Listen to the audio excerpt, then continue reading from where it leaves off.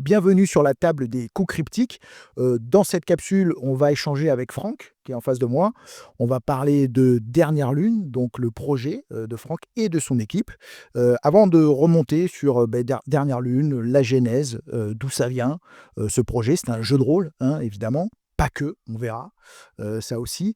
J'aimerais que tu me parles, Franck, déjà, ton rôle dans ce projet, l'équipe qui t'accompagne, et puis après, on échangera ensemble sur les racines de Dernière Lune, d'où ça vient, comment ça s'est développé, ce que c'est aujourd'hui, et puis l'offre que tu proposes, puisque au moment où cette vidéo va paraître, on va être normalement le lendemain du premier jour d'affichage de la page Kickstarter, donc dans lequel on peut aller s'intéresser à ce projet et tout simplement participer, porter ce projet-là pour recevoir, tu nous expliqueras quoi exactement, hein, ce en quoi ça consiste.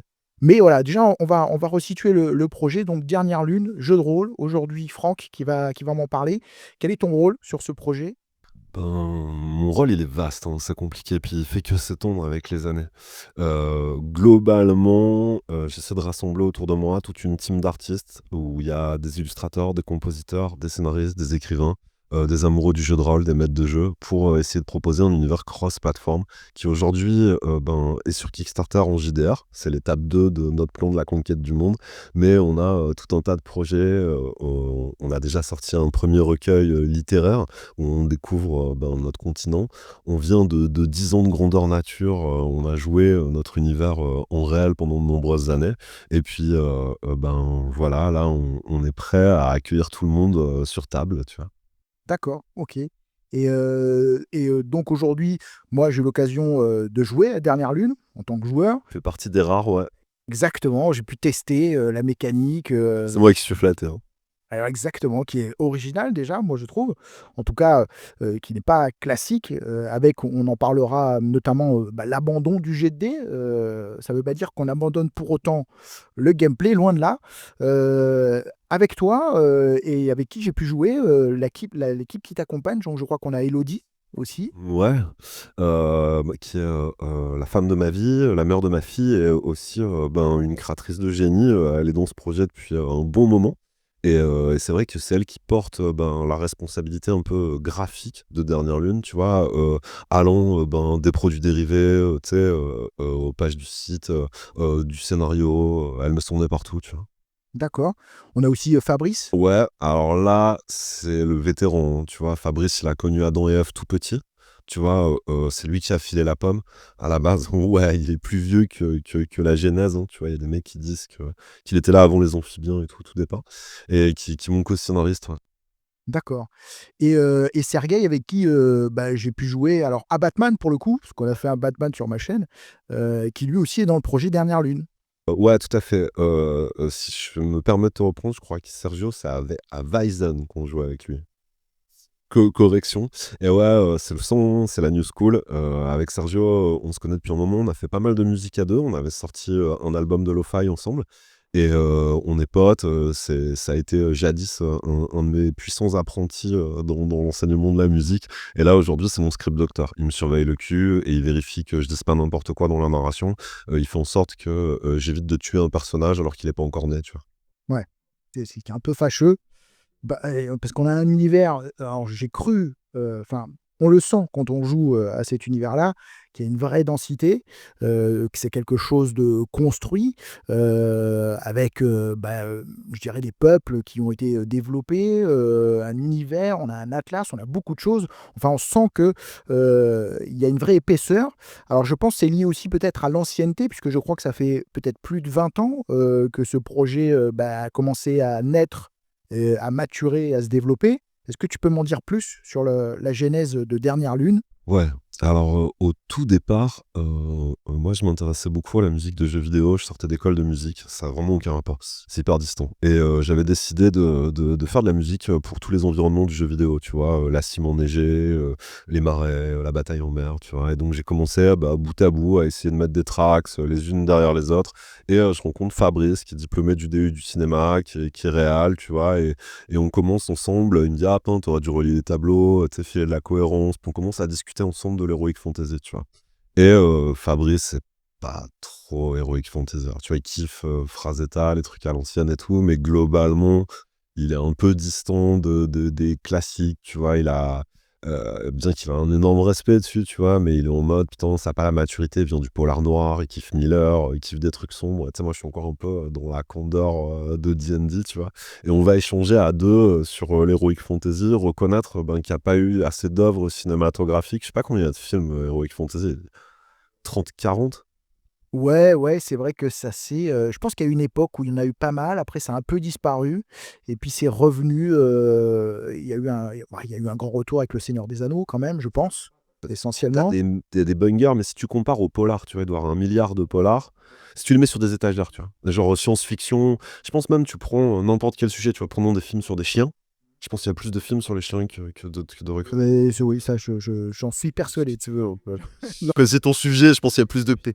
Ah non, mais j'en suis persuadé, je suis d'accord là-dessus, je pense que ça vient aussi peut-être du fait que on a aujourd'hui, des réals, des gens qui arrivent un peu aux manettes de l'industrie du cinéma, qui à mon avis ont été biberonnés effectivement au jeu de rôle. Parce que quand tu fais de ton métier raconter une histoire, c'est, à un moment donné, c'est que tu as été nourri par ça, ça fait partie des métiers passion et j'ai l'impression que aujourd'hui, ils sont à un âge où ils ont un peu les commandes et donc ils peuvent proposer, ce qu'avant ils n'avaient pas la légitimité peut-être de proposer par rapport au fait qu'ils étaient jeunes, ils étaient pas encore installés et c'est pour ça que ça arrive maintenant peut-être. J'ai cette impression-là. Alors peut-être je me trompe, mais c'est vrai que je suis d'accord avec toi, si on devait aujourd'hui remplir des étagères de films, on aurait, Elle est on macroscopique. Dans une bibliothèque mondiale de la totalité des œuvres cinématographiques, quand tu rentres dans le rayon heroic fantasy, c'est tu fais: «Merde, qu'est-ce qui» tu vois? «Qu'est-ce qui vous est arrivé les gars?» et tout, genre, il y a une étagère, tu sais? Une étagère dans un coin, tu vois? Et donc globalement, voilà, tu vois, on avait le point de vue que l'heroic fantasy avait pas forcément eu, l'occasion d'atteindre son âge de maturité, comme le polar, tu vois? Comme on a vu arriver, je sais pas, Columbo, puis après Nolan, des trucs à la Inception, tu vois? Des trucs de plus en plus, avancé, mature, complexe, tu vois? Et globalement, on se retrouvait avec, des énormes archétypes, tu vois? Hyper influencés, D&D, qui avaient un peu du mal à décoller, qui étaient dans des classiques, Heu, un peu pégueux. Alors tout le monde avait fait le tour, tu vois? Nullbuck, il s'en avait rigolé, tu vois? Et Fabrice, ça le mettait à une certaine distance de ça, tu vois? Et donc je crois que c'est cette rencontre de mon envie de faire du fantastique, l'envie de Fabrice d'amener une dimension assez réaliste à tout ça, qui va, donner naissance à Dernière Lune. On commence à confronter nos idées, tu vois? Et on débat sur, qu'est-ce que c'est la vie, des orques, tu vois? En dehors du moment où ils attendent, les ordres du Mordor, tu vois? C'est-à-dire que quand tu les vois, quand ils se déplacent entre eux, il fait: «Bon, oh, oh» et quand on s'adresse à eux, on est là: «Peuple d'Isengard, vous qui» et tu sais, tu fais: «Je comprends pas, il comprend pas, il est débile, il est pas débile, il est une meuf. Qu'est-ce qu'il fait le soir alors? Qu'est-ce qu'il a des gosses? Est-ce que» tu vois? Est-ce que ouais, c'est on n'est pas sur un moi je l'ai senti tout de suite, dès les premières parties, c'est que on n'est pas sur un univers qui est uniquement esthétique ou sur le porte-monstre trésor classique ou, sur le donjon, classique dans lequel on va pouvoir retrouver effectivement des monstres sans se poser trop la question de savoir, bah, pourquoi ils sont là, d'où ils viennent, qu'est-ce qu'ils font? Effectivement, on sent dans Dernière Lune, une vraie réflexion sur, comment on justifie tout ça. C'est-à-dire, comment ces races existent, pourquoi elles existent, comment elles évoluent ensemble, jusqu'à des questions que je trouve assez intéressantes et que peut-être pas mal de jeux de rôle, en tout cas moi je ne l'ai pas vu traiter dans le nombre de jeux de rôle, mais des trucs aussi bêtes que, quand on a une auberge, et qu'on a plein de races différentes et qu'on a des équipements, comment on fait pour dire, un minotaure en fait il trouve une épée, mais OK pour un minotaure, c'est un cure-dent, peut-être que, pour une personne de petite taille, un nain ou un gobelin dans cet univers-là, ça va être une armade de main. Enfin comment on gère ça et puis même dans les services, tu vois? je crois qu'il est là le terreau de Dernière Lune, tu vois? C'est en étant amoureux du fantastique, je pense que quand j'aime vraiment un truc, j'ai besoin qu'il soit crédible et j'ai fait qu'avec Fabrice discuter de la cohérence et justement de ces débats, tu sais, en profondeur en disant: «Attends, tu le mec, il a loué la chambre, mais il y a un malentendu, tu sais, c'est une chambre pour des gobelins, les gars, ils arrivent sur 3 minotaures, les lits font 40 centimètres», tu vois? Genre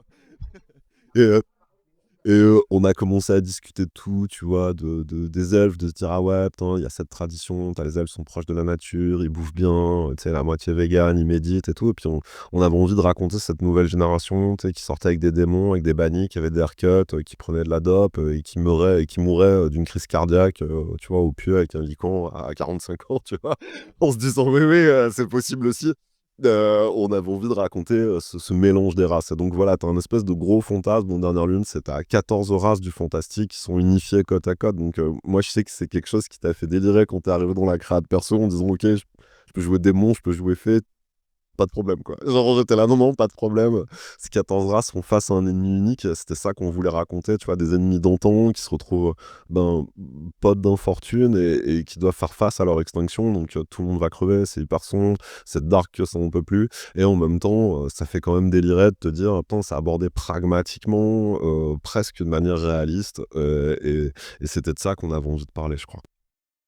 Oui, parce qu'on a au moment où on prend l'univers, enfin moi en tant que joueur, j'ai senti qu'on arrivait, alors j'imagine qu'on peut explorer plusieurs choses, hein, parce que, j'ai vu qu'il y avait beaucoup d'informations, et beaucoup d'éléments, et on laisse pas, le maître de jeu désemparé. C'est-à-dire qu'il y a un univers dans lequel on lui donne pas mal de codes. Tu pourras nous détailler d'ailleurs comment vous avez organisé ça et comment vous racontez ça. Mais c'est vrai qu'on arrive après, j'ai l'impression, une espèce de cataclysme finalement, de quelque chose de qui est un gros bouleversement à l'échelle du monde de Dernière Lune et comment, bah, les joueurs vont, eux, se projeter dans cet univers-là et puis les rapports que ça implique forcément entre ces différentes races. Si aujourd'hui, voilà, quelqu'un est intéressé par ce projet Dernière Lune, on peut lui dire ça qu'est-ce qu'on va raconter avec Dernière Lune? Qu'est-ce qu'on cherche, voilà, qu'est-ce que tu cherches à transmettre comme émotion? Qu'est-ce que tu cherches à faire raconter au meneur? Et du coup, le pendant de ça, qu'est-ce que les joueurs peuvent être amenés à vivre dans cet univers-là? Putain, c'est dur comme question, tu un salaud. Hem je sais pas, je suis divisé, tu vois? Il y a ce que j'ai envie et il y a ce qu'on arrive à passer. La chance qu'on a, c'est d'être, pluridisciplinaire dans les arts, tu vois? Donc du coup, quand on veut passer une émotion, que ce soit, la peur, l'héroïsme, la bravoure, on a plusieurs supports. Est-ce qu'on va le faire, littérairement? Est-ce qu'on va le faire, en studio? Est-ce qu'on va faire de la compo? Est-ce qu'on va, le raconter dans un scénario de jeu de rôle? On a, déjà toute cette marge de manœuvre pour véhiculer nos émotions. Heu, je pense que le truc qui nous définit, c'est qu'on est des gros joueurs de post-game. Tu sais, genre, ce moment où tes potes, ils sont partis et tu as quand même encore envie de jouer. Heu, tu de mauvaise foi, tu relis les équipements, tu sais, le lendemain, tu es un peu au boulot, mais entre les midis, tu commences à remater le vestiaire et tout et beaucoup d'œuvres, en fait, qu'on kiffait manquaient des fois de profondeur. C'est-à-dire, genre, juste un tome, tu as adoré, bon, jamais le 2 ou juste un film, il est génial, mais ça va pas derrière. C'est un peu, le sentiment des fois de tomber sur ces décors hollywoodiens là où tu te dis: «Putain mais cette partie du lore c'est quoi? Il y a 2 tréteaux et en fait si je vais derrière, il y a que dalle», tu vois? Et donc on a écrit une histoire vaste, longue, complexe avec Fabrice qui mêle vraiment nos 2 univers, c'est-à-dire, l'univers de Fabrice ultra sombre, dark, avec du polar, des conspirations de fous, des rebondissements en veux-tu, en voilà. Et puis, en même temps, moi, mon envie d'épisme, tu vois, lignée de métalleux, j'aime quand ça tâche, j'aime le sang, la hache, et donc on va faire cette espèce de mix entre Mad Max et Le Seigneur des Anneaux, tu vois? Genre, au milieu, on met un dos à la magie tous les 2, moi comme Fabrice, donc ça, c'est tragique, hein, pour les gens qui me regardent, pardonnez-moi. Je suis pas trop magie, je trouve ça a été super bien fait dans un tas de jeux et tout et nous, on vient du grandeur nature, donc tu vois? La magie dans le grandeur nature, c'est vraiment un truc c'est tout de suite cheap, quoi, tu vois? Le mec lève les bras, il lève des raz-de-marée, tu vois? Donc assez vite, on m'avait dit: «Non, on fait pas trop ça», puis tu vois, tu la tête à Fabrice, tu sais, ouais, c'était pas possible, tu vois?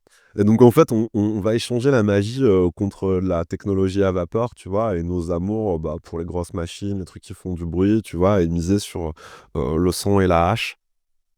Heu, je crois que ça, c'est super particulier, hein. C'est vraiment une espèce de c'est même pas de l'heroic fantasy, en vrai, c'est du sword punk, tu vois? Nous, c'est notre position. Il y a eu cyberpunk, steampunk, tout le monde s'y tue. On a vu frostpunk, tu vois. Du coup, nous, on est là, bah, swordpunk, tu vois. On vient bel et bien du médiéval, mais il y a une techno à vapeur. Mais non, on croit pas au nécromante qui vit tout seul dans sa tour à l'année avec les squelettes et qui fait la gueule le matin au petit-déj, tu vois. On a envie de raconter un truc un peu plausible où tu crois à l'histoire et où tu es touché par aussi la proximité que tu peux avoir avec ces personnages. Ouais, avec des vrais enjeux, c'est-à-dire, on sent qu'il y a un vrai souci, je trouve, dans le jeu, c'est ça que j'ai trouvé fort agréable, moi, toujours pareil, de justifier, de légitimer les comportements, les enjeux, par rapport à, la situation de chacun, par rapport à sa race, par rapport, aux jeux de pouvoir, dans lesquels il évolue, ce qu'il peut faire, ce qu'il ne peut pas faire, ce qu'il peut dépasser, ce qui s'impose à lui, et je trouve qu'il y a une belle maturité dans cette réflexion-là, sur Dernière Lune. En tout cas, moi, dans les premières parties que j'ai faites,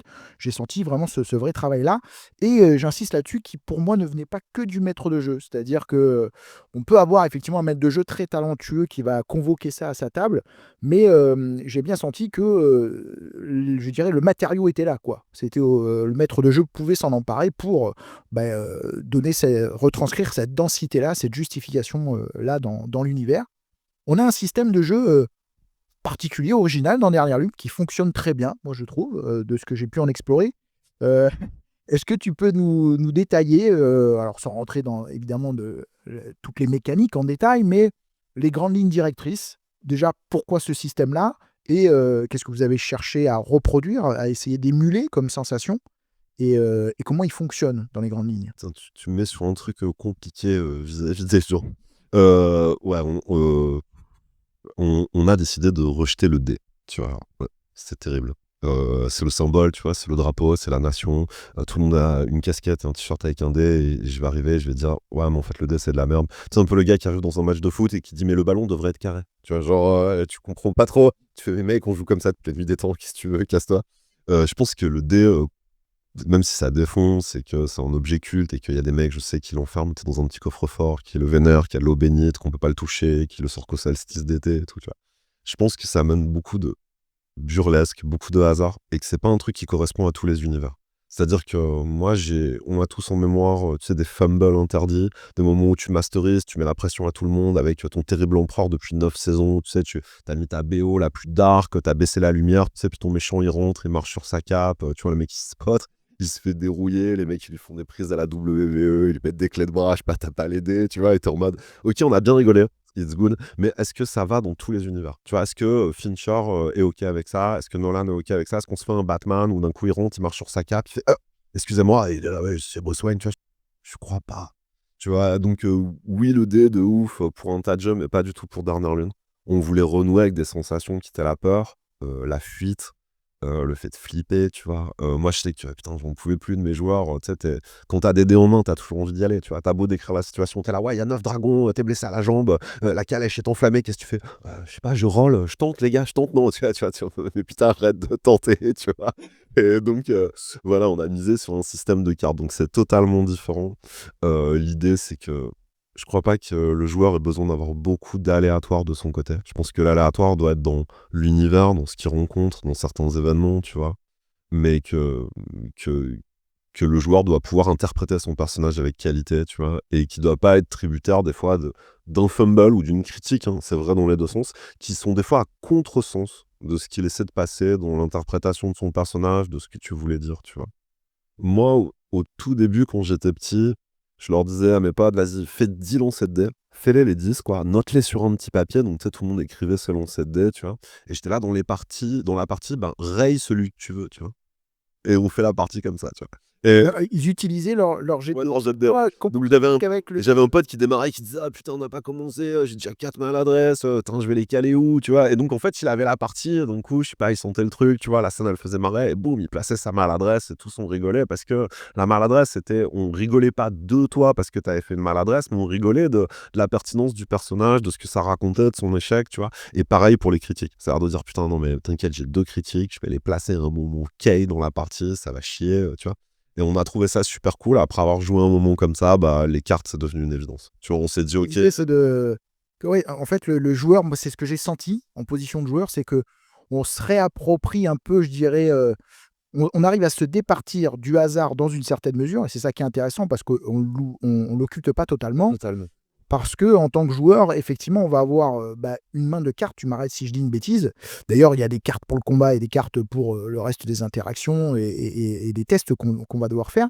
Mais ça nous permet de dire: «Tiens, là, j'ai une belle carte, je me la garde de côté pour la réserver pour un moment où je pense que c'est très important que je réussisse». Ce qui permet à toi, en tant que joueur, effectivement, d'avoir un relatif contrôle. Alors je dis relatif parce que ce que je trouve intéressant, c'est qu'en tant que meneur, toi aussi, tu peux être surpris par ton propre système parce que l'adversité, finalement, quand, tu dois émuler, toi, un obstacle, une adversité, une confrontation, tu vas de ton côté tirer les cartes, et toi-même, tu vas quelque part découvrir la difficulté qui s'impose. Alors même si j'ai bien compris, tu m'arrêtes si je me trompe, qu'il y avait une gradation puisqu'on tu peux piocher dans un deck où les difficultés sont difficiles mais accessibles et un autre deck où on a des difficultés qui sont plus difficiles à passer. Ouais, en fait, en tant que master, j'ai l'impression enfin moi perso, hein, tu sais, je me mets toujours des angoisses de: «Est-ce que j'ai maîtrisé les règles? Est-ce que j'ai bien fait la bonne règle?» J'imagine pour toi encore plus la pression avec, tous les jeux que tu peux faire et parcourir, tu vois? Tu beaucoup de jeux, c'est vrai, c'est Tu ouais, pars à la mastery, tu es en mode: «Putain, tu le c'était système. bien ça, c'était pas ça», tu vois? Donc nous, pour Dernière Lune, on avait envie que, ben, que le master ait un max d'outils pour pouvoir être dynamique, tu vois? Envoyer, avoir, une mastery rapide et être punch, tu vois? Donc lui, il a que 2 difficultés dans sa tête, tu as pas grand chose à penser, tu vois? Tu te dis, est-ce que c'est un truc quotidien ou routinier? Donc tu as un paquet de dés avec des cartes qui vont, je crois, à des difficultés de 1 à 7, tu vois, dans les difficultés. Et après, tu as un paquet L qui a un destin impitoyable. Et là, tu sais que ça, la plus petite carte, c'est un 6, et ça va de 6 à 13. Donc quand tu mets ça, tu veux qu'ils en chient, quoi, tu vois. Et donc tu te poses juste la question, hein, genre, est-ce que c'est classique ou est-ce qu'ils en chient? Et tu déroules ta mastery en dévoilant tes 2 paquets, tu vois, genre, c'est hyper simple en tant que master. Tu peux majorer et minorer, te mettre un petit plus un petit moins un à ton paquet si tu as besoin d'arrondir parce qu'il l'aide, il lui file la main, il y a le vent dans le dos, je sais, tu vois, Ouais, la coop. tenir compte, Ouais. un peu des avantages, inconvénients, des aides, des soutiens. Mais ça roule, tu fais tout ça devant le paravent, donc tu vois, tu annonces aux joueurs: «Ouais, voilà, tu veux escalader, ben, voilà, c'est une difficulté D, c'est relativement simple», tu vois? Il y a des prises partout ou tu es sur un mât en pleine tempête, mec, tu veux monter en haut du bateau, il y a des hautes vagues, c'est difficulté L, ça va être chaud pour ton cul. Donc le joueur sait déjà quel type de destin il affronte, tu vois? Est-ce que c'est un destin clément? Est-ce que c'est un destin un peu impitoyable? Quelle opposition l'attend, tu vois? Et puis lui, après, en même temps, il sait en main son potentiel. Il peut dire à ses potes: «Hein, moi les gars, je suis crevé», sous-entendu: «J'ai plus une carte en main», ou «T'inquiète, j'ai la patate, je vais faire des folies», tu vois? Ce que j'aime bien aussi, c'est qu'en un clin d'œil, tu regardes tes potes et tu sais tout de suite l'énergie qui leur reste. Ça peut créer des scènes tragiques. Nous, on a déjà vécu ça en partie. C'est d'un coup, tu dis: «T'inquiète pas, je les retiens», et ton pote se retourne vers la garde et tu vois qu'il a qu'une seule carte en main et tu fais: «Non, mais quel héroïsme, il va mourir et tout», tu vois? Il ne peut pas le faire et tout le monde le voit, et je trouve ça tue. Avec des dés, tu peux pas faire cette scène. Tu peux pas dire: «T'inquiète pas, je les retiens», tu vois? Avec des dés, on est là: «Ouais, peut-être il a du cul, peut-être il a pas du cul», il y a pas de dramaturgie.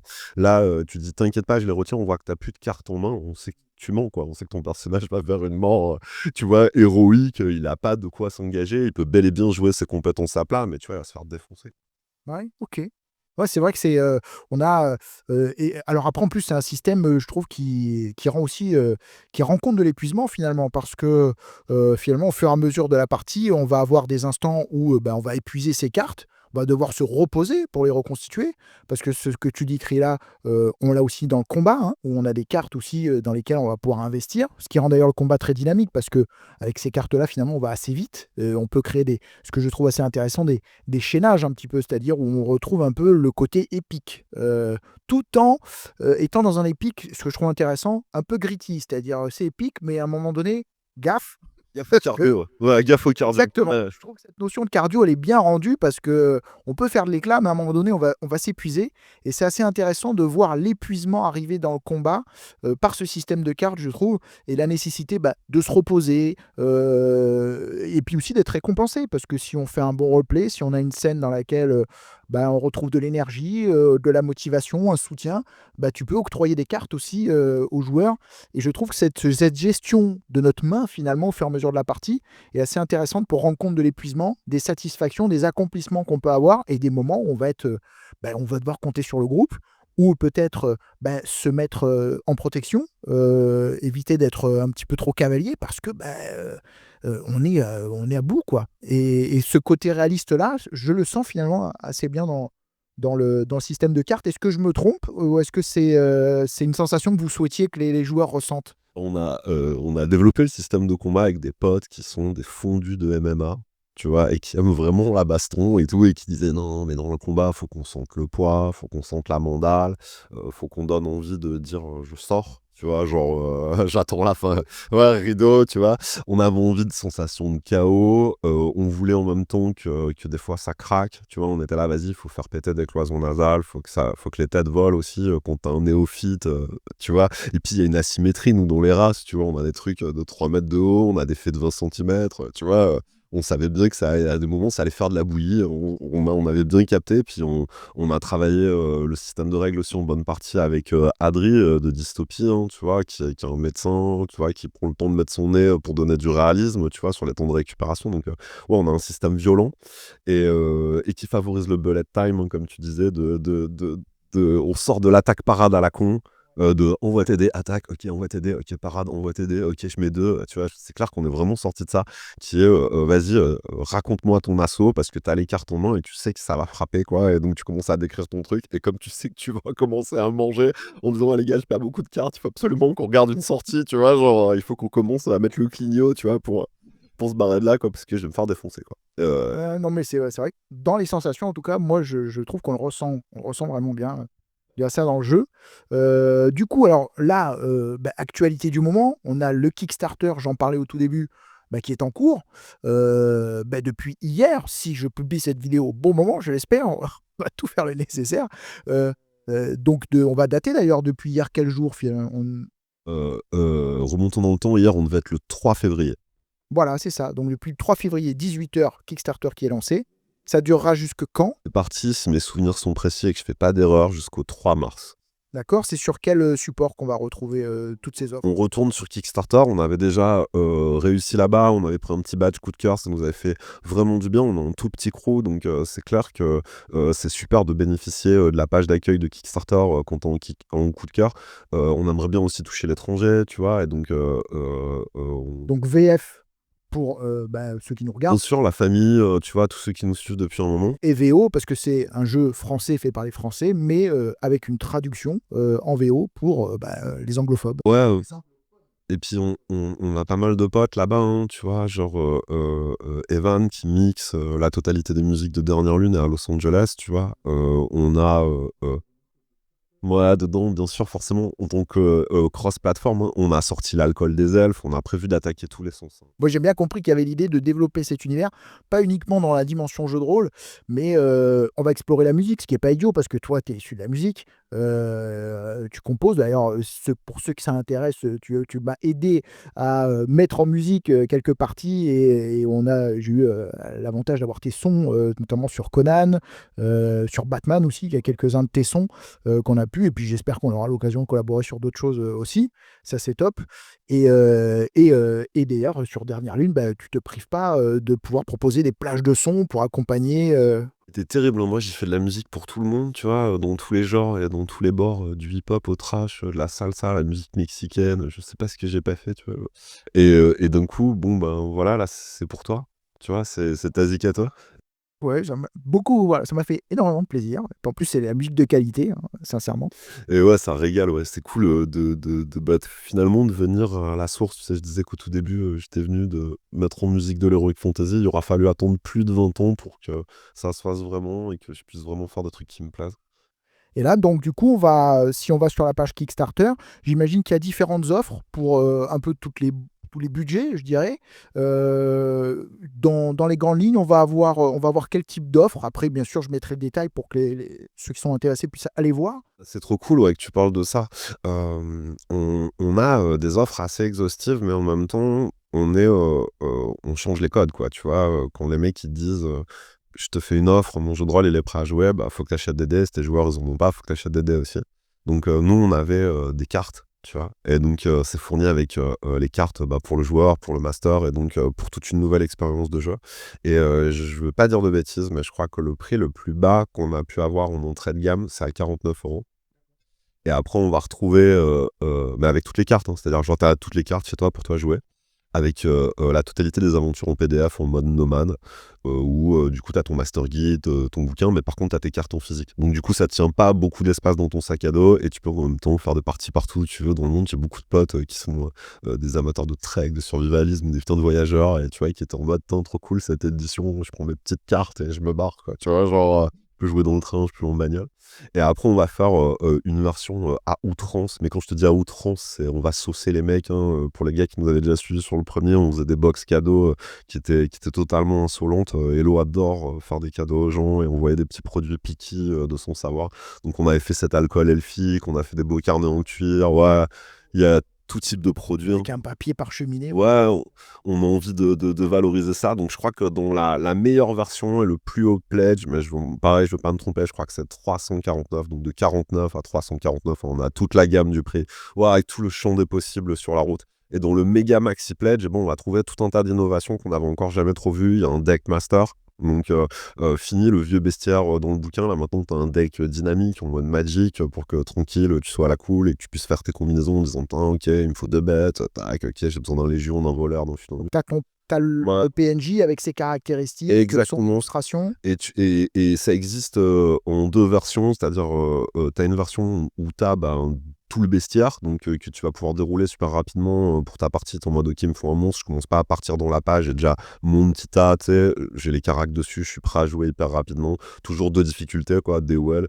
Et après, tu as un deuxième deck en fait qui est super cool et que toi tu as pu expérimenter à travers les parties, qui est le deck PNJ, donc qui va permettre d'avoir des visuels de PNJ à suivre, ce qui va favoriser les enquêtes, les intrigues. Des fois, c'est un peu confus, tu sais, un peu 25 PNJ dans ton histoire, tout le monde est un peu paumé, tout le monde a un peu mélangé tel ou tel PNJ. Là, on a vraiment les visuels sur la table, ça peut permettre une super dimension tactique quand ça va filer, un super bilan quand tu fais des investigations et que t'es en mode: «Non, mais c'est lui, viens, je le suis pas, c'est mon pote, pas mon pote». Donc c'est vrai qu'il y a beaucoup d'outils qui vont être fournis. On va emmener le MJ dans un espèce de confort de port, incluant un énorme sac à dos en cuir parce qu'il veut pas arriver avec un sac Zara quand il joue à Dernière Lune, tu vois? Et qu'un sac plastique, en fait, c'est pas la hype de quand t'emmènes tes potes à l'aventure. Donc sac à dos d'aventurier. Derrière, il y a un énorme étui à parchemin avec toutes les cartes du continent. Bref, Hello, elle régale. Il y a du goodies à outrance. Elle va faire comme d'habitude, fumer l'intégralité des bénéfices, tu vois, pour régaler le peuple. On n'est pas dans une démarche pécuniaire. À ce jour, on n'a jamais rien gagné avec Dernière Lune à travers les 20 ans. On remet tout dans notre public. Tu vois. On est en mode, on veut faire des produits qui tuent et on veut vraiment les emmener dans cette nouvelle ère qui est ben, Dernière Lune, le Swordpunk, le jeu de rôle 2.0 et essayer de leur donner toute cette densité d'univers, tu vois. Et donc effectivement, beaucoup d'éléments, enfin en tout cas pour ceux qui souhaitent vraiment avoir l'intégralité de l'expérience, je dirais. Et j'ai cru comprendre qu'il y en avait sous le pied, puisque je sais qu'il y a beaucoup de choses qui sont encore développées, mais qui sont, on va dire, sous le coude, mais qui sont déjà très avancées, c'est-à-dire qui seraient même quasi publiable, je pense, mais ça ferait peut-être beaucoup d'informations. En tout cas, il y a en tout cas déjà dans les éléments de base de quoi véritablement jouer, explorer cet univers, aller très loin, hein, même dans cet univers-là. Mais je sais que vous avez l'intention de ne pas en rester là. Et quelqu'un aujourd'hui qui investit sur cette gamme, sur Dernière Lune, qu'est-ce qu'on peut lui dire? Comment on peut présager de son avenir? Voilà. Qu'est-ce qui peut l'attendre derrière si finalement il se dit: «Moi ça me plaît, j'ai envie d'aller plus loin»? Je pense qu'il y a 2 réponses. Il y a l'accès joueur ou l'accès lecteur, public, tu vois? C'est-à-dire que tu as l'intention de te faire sublimer par l'univers et tu te dis: «Putain, vas-y, OK, je veux rien savoir des mystères, je veux pas être spoilé, je vais en prendre plein la gueule. Pourquoi la bête? Pourquoi des mecs naissent avec les yeux violets? Qu'est-ce qui s'est passé?» Tu vois? Et tu as envie que le tiroir à secrets se dévoile tout doucement, tu vois? Donc ça, c'est vraiment l'accès joueur et je trouve que c'est un super accès parce que ça revisite les codes du fantastique, puis avoir de la profondeur. Il va pouvoir boire, goûter, écouter, lire, tu vois? S'il kiffe, il va pouvoir aller loin. Et après, pour le master, c'est un univers ultra complet et je crois que c'est celui qu'on met vraiment sur le plus gros des piédestals. Je pense que la survie d'un jeu de rôle, ça passe que par son master, tu vois? Et j'ai l'intention, lui, de le régaler. Donc la baseline, c'est, tes joueurs ont des questions, le MJ a des réponses, tu vois? Et on a prévu, voilà, d'avoir tout un accès spoiler, tu vois? Avec, une multitude de secrets complètement fous, dans les, dans les stretch goals, tu vois, du projet du Kickstarter, elle a le projet assez dingue de mettre la clé de la vérité, qui est une espèce de clé dans laquelle on va découvrir toute la vérité sur la bête, sur les Roofs Dark. Ça va être une espèce d'escape game complètement fou. Dedans, il y a des contenus, il y a des visuels, il y a des dossiers secrets sur la bête, des archives. Et donc, on a l'intention d'emmener le master loin, de le passionner et de lui donner de la matière en disant vas-y, t'inquiète, il y a du livre de nouvelles, il y a de la story, t'as besoin d'animer, de mettre le feu à la table, de plonger dans Derrière la Lune, on est derrière toi, on va te régaler, quoi. Alors après, c'est l'étape 2 de la conquête du monde, hein, tu vois, pour le moment c'est le jeu de rôle. Après on aimerait bien faire un jeu de plateau, on a les figues, on joue déjà nous. Et après en fait tout le monde sait qu'on taffe sur un jeu vidéo. Donc là c'est la montagne, hein, je peux pas te dire mieux. Ouais, juste les portraits des PNJ, tu as envie de pleurer, quoi. 14 races fois 7 allégeances, fois 100 portraits chacun, tu vois, ton chiffre, tout est insalubre. Tu vois, genre, tu t'arrêtes de dormir et tu sais, la porte est sans cesse plus loin. Mais ouais, on a hyper envie, on a des éléments excellents. On a Jules qui nous suit au Canada, qui a bossé genre sur le dernier Call of. On a plein de super développeurs qui sont avec nous. On a des stagiaires de malades, beaucoup de potes qui nous filent une énergie autour et plein de corps de métier qui nous permettent d'avancer vers notre rêve. Mais step by step, hein, premièrement, est-ce qu'on peut réaliser ce rêve numéro 2 qui est de sortir un livre de jeu de rôle, tu vois. Et ça, on a besoin des gens, quoi. Bah écoute, super. Bah écoute, moi je mettrai en lien tout ce qu'il faut pour aller sur le Kickstarter, pour que les gens puissent regarder la page. Moi, à titre perso, je peux dire que c'est du solide, parce que en backstage, je vois le travail, je vois tout ce qui a déjà été fait, je vois vers où ça va, je vois la densité de la proposition, comment c'est réfléchi aussi. Donc j'inviterai tout le monde qui peut être emballé par ce genre d'univers, sincèrement, à y aller. Écoute, voilà, on présentera. Donc je laisserai les gens aller voir le Kickstarter avec tout ce qu'il contient. Et puis on reparlera nécessairement de Dernière Lune. On aura l'occasion, j'espère, de jouer, peut-être d'en présenter davantage. Il y a déjà un actual play, notamment, que les gens peuvent voir, hein, qui donne un avant-goût. Je te remercie beaucoup, Franck, Merci à toi. pour toutes ces explications. Et puis je dis à bientôt sur la table des coups critiques, que ce soit encore pour de l'actual play, de la réflexion, peut-être avec toi, Franck, aussi, hein. On a beaucoup de Ouais, sujets, on aime beaucoup parler jeux de rôle jusque très tard. Donc on profitera aussi d'échanger sur des sujets qui nous tiennent à cœur, parce que c'est la passion du JDR pour nous deux. grave. Et puis je vous dis à bientôt. À bientôt. Salut les gars.